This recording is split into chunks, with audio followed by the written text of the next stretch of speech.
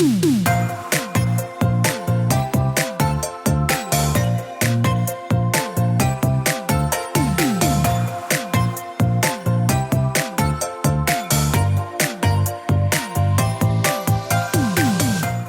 to the Plant-Based Podcast.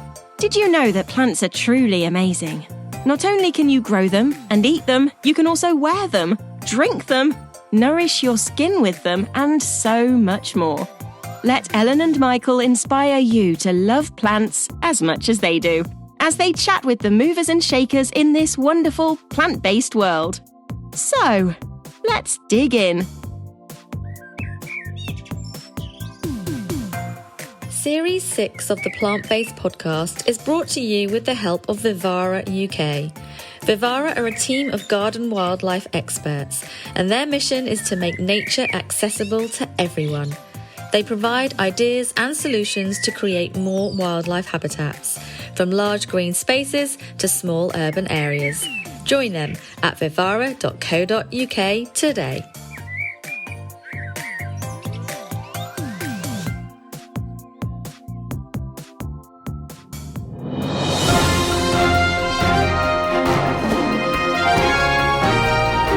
Welcome to the Plant-Based Podcast News.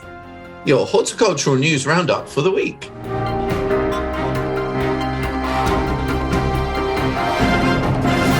The Royal Horticultural Society has predicted that planet-friendly gardening will be popular with gardeners during 2022. As gardeners become more aware of their impact on the environment, growers are likely to explore ways to reduce their carbon footprint while gardening and provide microhabitats for wildlife. Gardening is considered an environmentally friendly pursuit, but some practices can be polluting and have a negative impact on the environment. Small changes, such as cutting out pesticides, can make a big positive impact. Morrisons are phasing out peat-based compost at all 497 stores and 303 garden centres across the UK. This will be completed by the end of 2022. Hoping to help customers to garden more sustainably, they will be the first supermarket to sell cocoa and coir products as they go peat-free.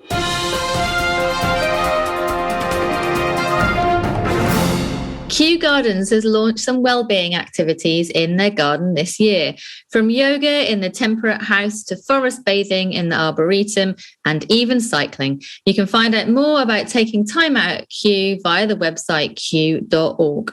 A giant cannabis producer from Canada has bought a vast Lincolnshire greenhouse to produce cannabis for medicinal and health usage. Sources said the deal would be amongst the largest cannabis-related corporate transactions involving a UK-based company.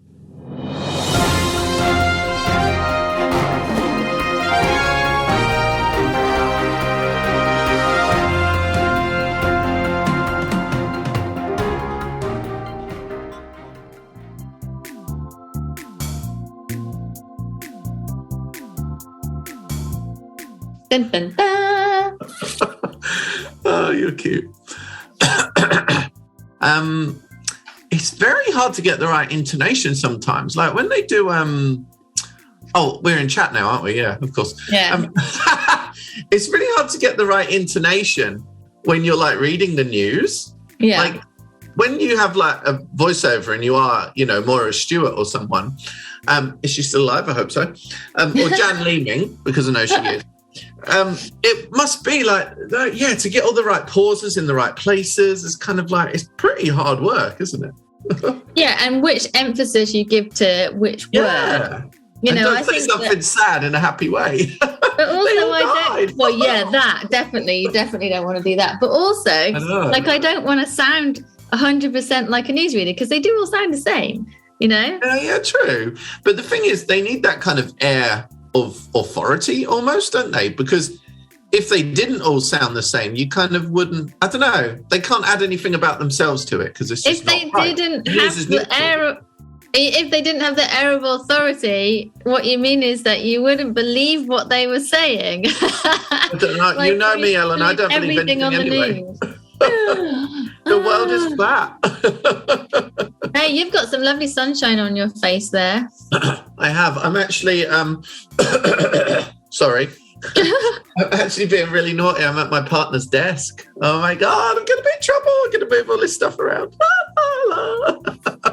But basically, because my desk is covered in random clothes. I've had a weird day, Ellen Mary. I've had a real list of things to do, but somehow in between, I've then found random other things to do. So I've just and finally then started to sort through some boxes that I've been waiting to sort out. But it's like, well, do you ever do that? You start the job at a point where you shouldn't really start the job. 100%. And then like the job, 100 shirts on my desk. The job will always take longer than you think it's going to take as well, which is really, really frustrating. I did, you posted some photographs of your shed the other day, or your garage, and how it was just totally messy, and then you had to tidy up. Yeah. I almost sent you a photograph of my outbuilding shed thing here. Oh my gosh, I literally couldn't get in the door, and I've got like a camping some camping equipment, and you know when you lay like a carpet rug out in the front of your tent, it's been eaten by mice or something. I put some curtains in the garage, they've been eaten by mice. It's such a mess, and I literally opened the door and I looked at it, and then there was a pile of like pots and my secateurs and a hand trowel, and I literally snuck around the corner. I took them out because that's what I wanted to close the door again. I daren't start on that shed. It's going to take days. But Ellen Mary, how do things get like this? Because I've tidied my garage. It didn't take as long as I thought. It's so zen in there, but it will get like how it was again. How does that happen? Like, I don't know. The same when I was a kid with my shed, and my mum was always like, "You need to tidy your shed," and I would have this massive tidy up. But somehow it feels more satisfying to do massive tidy ups than it does small ones on the way. Yeah. Do you know what I mean? But also, I think when you're really busy, get my money's worth. Like when you're really busy and you're in a rush, say you've just done a job in the garden, you kind of spend as long as you possibly can doing the outsidey stuff and doing your bits, and then you kind of chuck it all in the shed because you've got to move on and do something else. I've been to my allotment this afternoon. I have had the most lovely couple of hours cleaning the greenhouse. But your shed's a mess there, isn't it? And my shed is unbelievably bad. It's unbelievably bad. You can't even get in it. You can get in it. It's probably better than when you last went. Yeah, I mean, you can get in, but it's terrible. Ellen, can I talk about something a little bit mundane for a moment that is linked to sheds? Yes. Right? And I've never really thought about this before, right? Over the winter, I'm being very serious now. Over the winter, obviously, you've got things in the shed, and I had some kind of like plant feed, I think it was, and some like different things in packaging that was like made of cardboard, right? Yeah. But then over the winter, that's all gone like moist and turned moldy. Is that normal? Well, the cardboard packaging. Yeah, it's like this, Plant Grow, these with the slug control kind of little, like almost like a cereal box, that sort of thing. Yeah. But they're all like gone all soft and moldy. So I'm like thinking, well, on one hand, why do they have cardboard packaging that's going to get wet in the winter? And B, is my garage like wetter than it should be? Two things. First of all, it is moisture. Basically, it's moisture that's getting into the product and onto the cardboard. The reason why it's cardboard is because that's more sustainable. Yeah, exactly. But you're really meant to store stuff like that in a crate. So say you have a big plastic crate with a lid on. That's a real learning curve for me. Yeah, definitely. But I definitely get that as well. It's quite annoying, but yeah. Definitely. Yeah, no, totally. So I really now I've sorted my clothes out in the other room. This is it's like we're doing a really mundane podcast, which is all about kind of like tidying it. This is like declutter podcast. This will get us top 5, Ellen Mary. Let's rebrand it. Declutter. But it is like, I've really got to like get it into these like plastic things. Like there's some things in life, Ellen Mary, that I'm really basic with. There's some stuff that my parents really didn't teach me. You know, I can't even click my fingers, for example. Can you click your fingers? Well, why are you trying to click your fingers with your index finger and your thumb? You click your fingers with your middle finger and thumb. Yeah, that's it. But it's not making any noise. Well, some people can't click their fingers, but you just practice. Oh, I did before, and Do you know, when I've been filming stuff recently, I realised that I couldn't click my fingers on the shoot, and it was so embarrassing. And do you know the other thing that I can't do, Ella Mary, that a lot of people can? What? Do you want to guess what it is? No, I wouldn't like to guess. Have a go. Can you touch your nose? Can you touch your nose with your tongue? No, you don't need to do that on a film shoot, do you? Well, I didn't think you need to click your fingers either. Just guess. I just did guess. Guess again. Can you clap your hands? No, I can't shout. You can't shout. I can talk loudly, but I can't shout. Yeah. That's really interesting because you do talk very loudly. Yeah, but it's almost like I've only got one volume. And I find it really hard to whisper. But I can't shout, Ella Mary. Isn't that strange? What do you mean you can't shout? It really strained, and it just wasn't comfortable at all. Yeah. And it wasn't shouting. Because I had to, it was when I did this pilot for this Turf Wars, the kind of gardening competition thing. And I had to like shout, I don't know, something like, yeah, turbines are ready or something like that. And I couldn't, and they got someone else to do it instead. I couldn't shout. I know. I can't click my fingers. So weird. It's like I'm a shell of a person sometimes. It's really awkward. You are never a shell of a person. You're a shell. You're a conch. You're a conch. Are you excited about Malvern, Mary? Melon? You come out with some stuff, don't you? Yeah, that is exciting. Was that it? No, I hadn't. I think there's a delay also, and when it looks like you go, when it looks like you're going to say something, I'm so conscious of not talking over you because obviously that sounds really bad. I always try to have a little millisecond to see if you're going to say something. It's really nice. Oh, darling, it's okay. Everything will be fine. Yeah, actually, I am because it's the first show this year that I'll be at, and you'll be at, obviously, as well. So 5th to the 8th of May, and we don't we often go to the shows together, or we'll go and walk around together, but we don't often get to actually do presentations or talks or hosting together. I think the only time we have is at Chelsea. Yeah.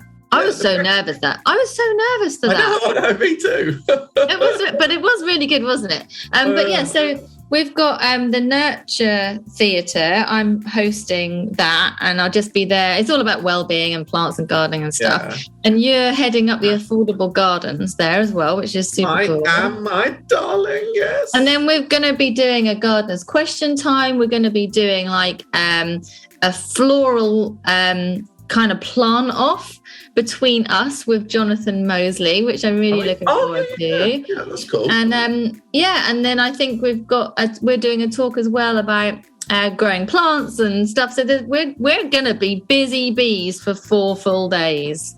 Busy bumblebees.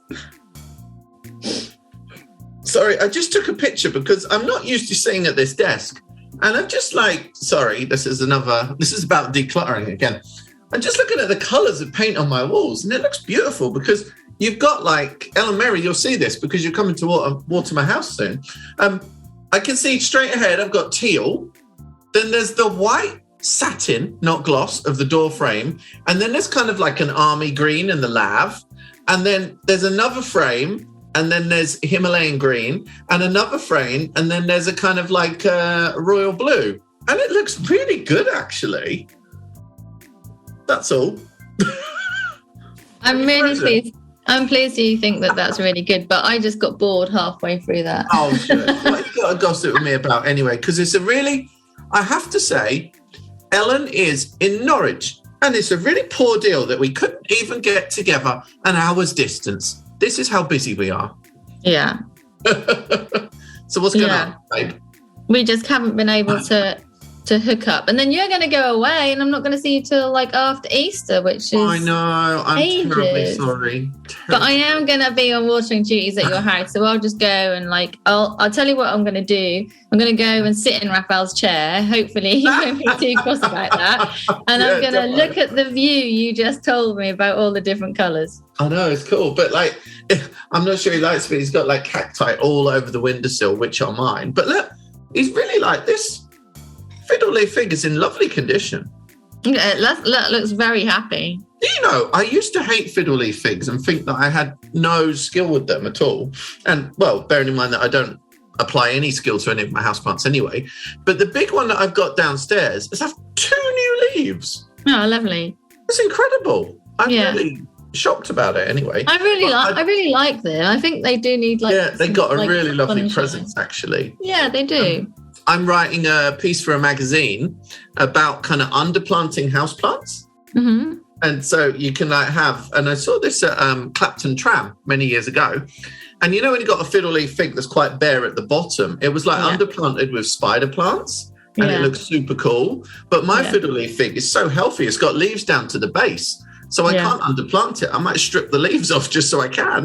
But you can. Like we've got a really that would be travesty. a tall, thin one in the apartment, and it starts right at the bottom, and it must be 6 foot tall. It's like it's huge, but the leaves do start at the very, very bottom. But that underplanting thing is interesting. I always think it's really odd how we only ever plant one plant per pot, because when I think it was last year, there was that one called the Houseplant. It was called Leaf Houseplant Festival, and I went and planted up like a container of houseplants, and it was about memory. It was about memory planting, so it's to do with well-being. But there were lots of different houseplants in this container, and it's kind of like, this isn't actually a new concept. This has been people have been doing this for a really long time, but for some reason we only ever have one houseplant per pot. Yeah, but I think the difference is it got a bit twee. Because it was always those baskets where you had like a kalanchoe, an ivy, and something else. And I think that gave it a bad name. But actually, like your memory container, different kind of ways to do it. Like you can multi-plant houseplants, you know. Yeah. Totally. It's cool. Funny, isn't it? It's kind of like... But yeah. And it's like trends, isn't it? So I think you're totally right. Like you can pick up like a multi-planted container at a garden centre, and it will generally always be the same kind of plants. Yeah. I thought about that. I remember when I did the orchid article for Garden as Well magazine, and we multi-planted orchids with bromeliads because they're the things that have got similar, kind of growing conditions. But even if you're not multi-planting actually in the compost, there's no reason why you can't have them in separate pots in that way. Do you see what I mean? Yeah, exactly that. Like you could also, we had like, you could have like a wooden, it was like a wooden crate. And then I had orchids and calathea and a mini monstera. So there was all kinds of weird stuff in there. Yeah. But then instead of planting it into compost, just pop the pots in and then cover the pots over with like moss, and then you can just swap them in and out as you please. Like it doesn't, you can mess around with stuff and just be creative and have some fun. Totally, babe. Do you know, Ella Mary, 8 a.m. this morning, what was I doing? What were you doing? I was in my garage, sitting on a chair, watching a tutorial on YouTube, and I'm doing some content with Kokedama. I'm so sorry. With Kokedama, like for outdoor, kind of like experimenting with it a little bit. And I was like, I can't remember how to make it. So I typed in how to make Kokedama, and the first video that comes up is your cute little face. you were tutoring me at 8 a.m. in my garage. And I wasn't even there. Isn't that amazing? But it's pretty good. You come up on top on the SEO for that RHS video you did on Kokedama. There we go. And do you know what?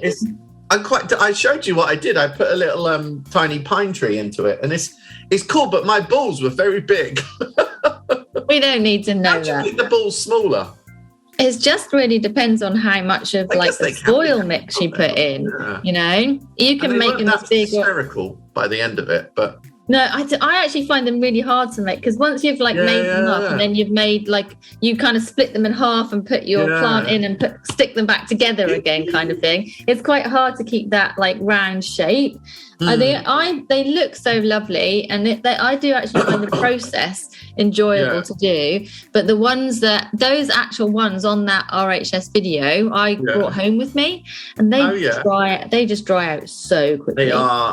that's why I want to kind of experiment with outside with a little kind of little bedding plants and stuff. Yeah, it's nice. Yeah. Outside, you can dunk them, you can water them, you can let them drip dry.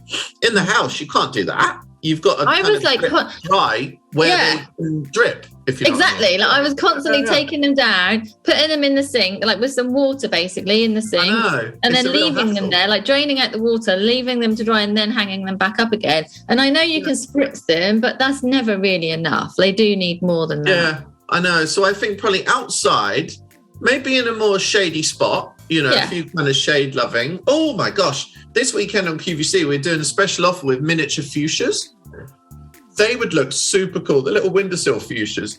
Nice. Amazing in Kokodama.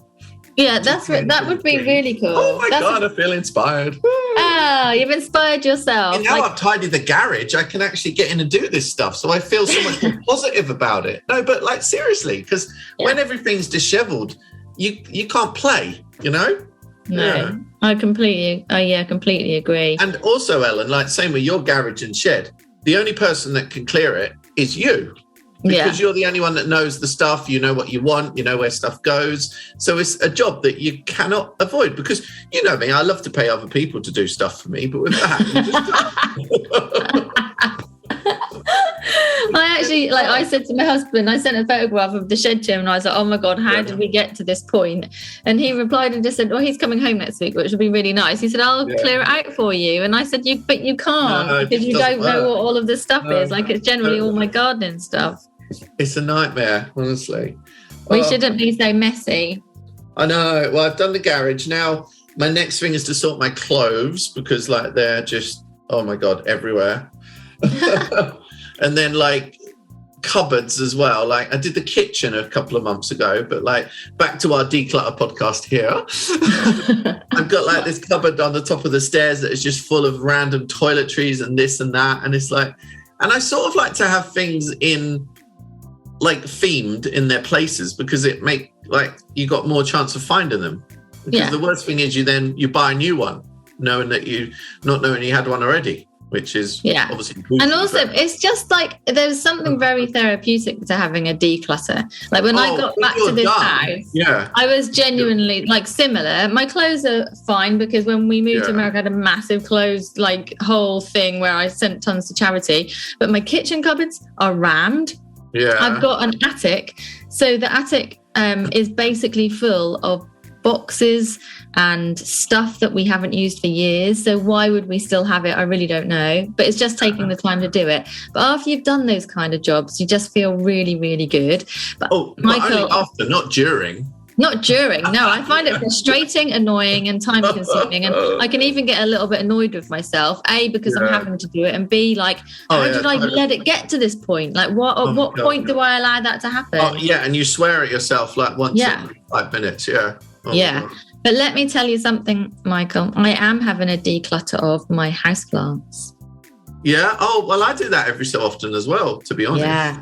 I've actually got a load sitting in a corner in front of me. Pots. Well, some houseplants that don't look very well. Some houseplants that I've had for years, but they've never thrived. And I've been holding on to them, but I've got to let go. Yeah. There's loads of them, and they're all going. I approve. They're all going. Yeah. Oh my God. A lot of people won't approve though, Ellen Mary. No, they won't. I know, but letters. You've got to do what makes you happy. Like some of these will be like propagated. Like I've got a very unwell monstera, but I can propagate that, right, for sure. You know, even if they become compost, that's still great. You know what I mean? It's all part of, growing. And well, we always talk about, people being too emotional about their plants. Yeah. I'm doing, next week, I wasn't sure what it was initially, but it's for BBC Talent Network. Yeah. And it's like a Q&A on houseplants. And we just did a little test call a couple of hours ago. And the other two on there are like houseplant experts. We all met each other and kind of like, we're kind of introducing ourselves to each other just to see how it's going to go next week. And I was really nervous about saying that I'd like to throw houseplants away. And I was so relieved when the other two were like the same. They were like, yeah, plants die. It's okay. Exactly.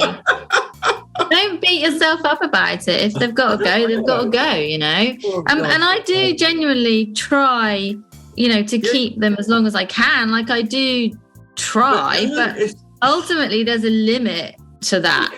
Well, it's that same old thing. A houseplant, it doesn't want to be in your house. It probably wants to be in the rainforest or the understory of a rainforest, It doesn't want to be in your lounge in Norwich, behind a sofa. It just doesn't want to be there. So you're already, I know this sounds really negative, but you're already fighting a losing battle by trying to grow a houseplant, really. That is very negative, Mr. Clark. It is. It's sort of, it just lets people cut themselves a bit of slack, I think. So some houseplants can genuinely last tens and tens of years, even longer than that, Do you see on Instagram the plant rescuer feed? She is amazing. There was a video or photograph the other day of her repotting up a cactus that had been in its pot for 40 years or something. That might be an exaggeration on my part, but forever. So you genuinely can keep houseplants a really long time, but just don't beat yourself up if they don't grow, She's really nice as well, isn't she? Yeah, she's so cool. I think she's going to be at Chelsea. Yeah. I think so. Doing one of the houseplant doodahs. Oh, yeah, I think you might be right. No, they're not sheds, are they? But she's very cool, so, Defo. Oh, my God, Ellen. What other gossip have you got for me? How are your tulips on the allotment? Do you know, really poor, actually. Really? Did they come really? Are they first year or second year ones? So I've got a mix of two. So I had some tulips for 2 years and then I removed them all and replanted. Because I cut them, so they generally don't do very well. They just don't. Second year onwards anyway, So I left some for the second year, and then I planted some more out last year, and I've got some coming up, and they're in bud, but they're not blooming yet, and the few that are blooming look a bit raggedy, if I'm honest. So I'm a bit unhappy about it. Have you watered them and fed them though? They've been mulched, yeah. Water is only the water that they've had over winter because I've not been here. Because when I always forget that, and people always say when you're growing bulbs in pots, for example, at the point where they're coming up to bloom, they do need, because we tend to think bulbs just look after themselves and do their own thing, but especially in pots or restricted soil, they do need something. But I just found my tulips from last year, I have to admit that tulips are annuals, really. If you've got Darwin hybrids, I think it is, they're the best for perennial ability. But the other ones, you just got to, just assume that you replant. But my daffodils are all back perfectly. Yeah. All of them. They're really the stars of the show. Yeah, daffodils are not. Daffodils are quite good. It is really the tulips. Actually, you messaged me a photograph of the daffodils you had cut for your vase, and I was when you text me that photograph, I was literally standing by my daffodils and tulips, looking at them, thinking they haven't done very well. And the actual daffodil variety you text was the one that I'd planted, and they're really pretty. Wow. Jerkin my gherkin, like the pinky frilly ones. Yeah, replete. That's the ones. Yeah. And let's just talk about pink daffodils, shall we? Yeah, pink daffodils are great. Love them. I think so too. Why not? You don't? What? I think so too. Why not? Pink daffodils. But they're a great divider of people. I know some people don't like to change the colours of the traditional flowers, but actually I kind of like the pink daffodils. I think they're really cute. Oh, people need to chill out. Do you know what though? When they first open, they're pink, but they fade off to a lovely kind of orangey salmon. So a lot of people that say they're not pink are probably looking at them after 2 days. Yeah. A bit like the colour on your T-shirt. Yeah, is that pink? From here, it looks like an orangey kind of pinky. This is one of the old clothes that I found. I was just wearing old clothes all the time. That's very nice. Very privileged to be in the middle of Taylor's daffodil fields the other day. Oh, that looked amazing. Oh, it's really cool. I'm so pleased that I managed to visit there. I've been trying to for a few years. Very cool. Yeah, it looked really, really good. And we had did you see what we did on the show on Steph's Packed Lunch? I didn't see it. No. We had a guy that was the drone guy, and he was doing drone footage and sending the footage live back to the studio. And and sometimes, you know how it is with TV, the best ideas kind of happen on the spot. You can't always plan them. Yeah. And we were just kind of there and we were picking bunches of daffs and we were doing rehearsals. And he was like, why don't we put a bunch of daffs off into the sky with the drone? And as if they're being delivered to the studio. So that's what we did. And at the end of the piece, we were like, oh, Steph, we're delivering you some daffs here. And then like the next scene is like they're literally being delivered into the studio. But what they did, they dropped them on her head. She was really surprised. She was like, what?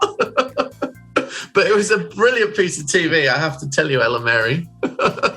You'll be at the TV Awards soon. Ding to the dong. Indeed. No, I love it. I think it's what have you been really up to? You have launched something that I don't totally understand, but I want you to tell me.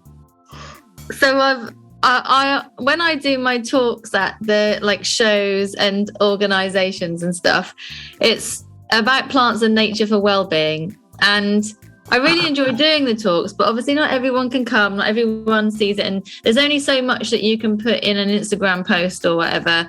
So I decided to kind of like do my talk, if you like, online. So it's like an online guide, but it's split into different videos. So like there'll be a section about forest bathing where I'm out in a woodland. It was in winter in North Carolina, and then house plants and like just how to kind of immerse yourself in nature and how to work with your houseplants, you know, when you're watering them or cleaning them or feeding them, how to link that to like your well-being. And then gardening, like mindful gardening tips and stuff. So there's kind of like, it's a guide and it's split into different sections, and you can basically go and download it. And once you've bought it, which is like $9.99 for a week and then $14.99 afterwards, that is yours forever. So you can dip in and out of it when you want. You can like, it's all transcribed. So there's like captions. And then if you want to just look up seed sowing, you can type in seed sowing, and wherever I talk about seed sowing, that will pop up. And it's the first time I've ever done anything like that before. And I think it's like, it's like a prototype. Do you know what I mean? I want to see. It's like a soft launch. Yeah, it's like a soft launch. Not a rock hard launch, a soft launch. Like a jelly launch. Yeah? It's a soft launch. I just like to know like how it all works, like how the videos work out, how it will all look. And then I've actually got that with stuff sometimes. Feedback is important as well. So so I want to know like what people think, what I could do better, if there's something that people would want me to do a course or guide on. And then I've already got two more sort of in the making. One is houseplants for well-being, but also with tips to look after them. And one is gardening for beginners. But I want this one just to kind of go out there and see what people think. So yeah, it's exciting. So you can find that at Retrieve. So it's ellenmarygardening.retrieve.com. Oh my gosh, that sounds well cool, babe. And I don't know if we spoke about this last week or not, but I did just purchase one of your sunflower t-shirts. Oh yeah, well, that. Thank you very much for mentioning that, Ella Mary. I put together 100 sunflowers for Ukraine on a t-shirt. So yeah, it's kind of with that, it's hard to know how to help. Do you do the right thing? Do you do this? Do you do that? But yeah, I've done it. And so £10 from each goes to UNICEF for Ukraine. And it's not just your normal sunflower. It's all the different colours, all the different shapes, sizes, which kind of represent diversity, Ella Mary. I like it. I just feel silly when I talk about stuff that's serious, but yeah. So no, that is available on MrPlantGeekShop.com. And yeah, we sold almost 100 in 24 hours, which is really cool, actually. That's amazing. You know what? I know I shouldn't be surprised, but delivery has been really quick and people have already been receiving them. I only ordered them on Sunday. And so I've seen loads of pictures of people in them, and it's really, it's great. We launched the white first, and then there's a kind of sky blue, which is kind of nice. Sunflowers with the sky, and a black one as well, but also black in sweater form. So I've got a sample on the way to me. Yes. I love it. I've ordered the white t-shirt, and I think it's a really, really good idea. And like you said, there's like, it's like difficult to think how you can help, but you always come up with something creative. So I think that's really awesome. That's cool. Honestly, creativity's in my blood, Ella Mary. It is. It runs through your veins. I think it's just like always trying to avoid boredom. So I'm always then trying to want to change something or kind of switch it up. And that's kind of... Hey, you shouldn't be scared of being bored. No, I know.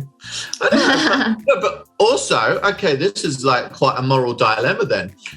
You shouldn't be scared of being bored, but also it's very healthy to be creative.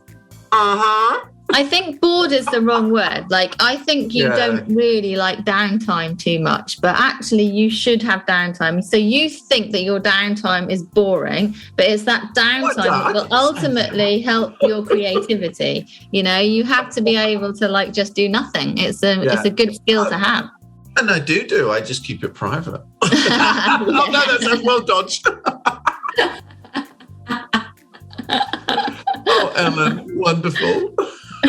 Are we nearly at the end? I think we're at the end now. I'm going to descend into chaos if we don't stop now. Oh, ding dong. I'll see you soon, babe. Thank you for watering my plants. Please don't overwater them. Thank you. Bye.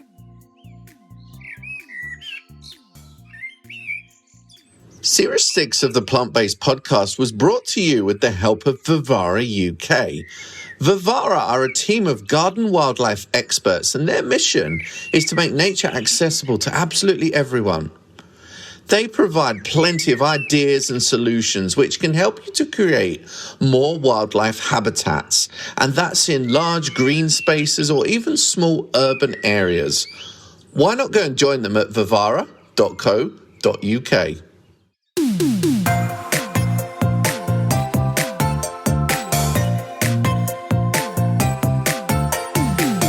The music for the Plant-Based Podcast is part of the song Grow by Mikey James, and our editor is Gareth Patch of Semi Echo.